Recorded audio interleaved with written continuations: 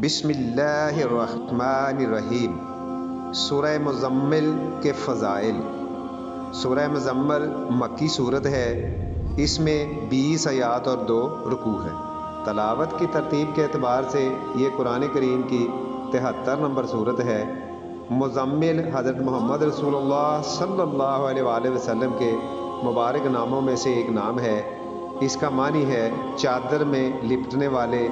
اس صورت میں آپ صلی اللہ علیہ وآلہ وسلم کو اس مبارک نام سے مخاطب کیا گیا ہے، اسی لیے اس صورت کا نام سورہ مزمل ہے۔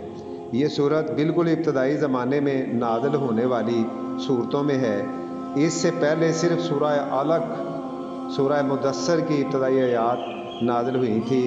سورہ مزمل کے شروع میں اسلام کی دعوت اور اللہ تعالیٰ سے تعلق کے بارے میں حضرت محمد رسول اللہ صلی اللہ علیہ وآلہ وسلم کو خصوصی احکامات عنایت فرمائے گئے ہیں، جن میں رات کو تہجد کی نماز میں قرآن مجید کی تلاوت کرنا شامل ہے، جس پر صحابہ کرام کی ایک بڑی جماعت بھی عمل کرتی تھی۔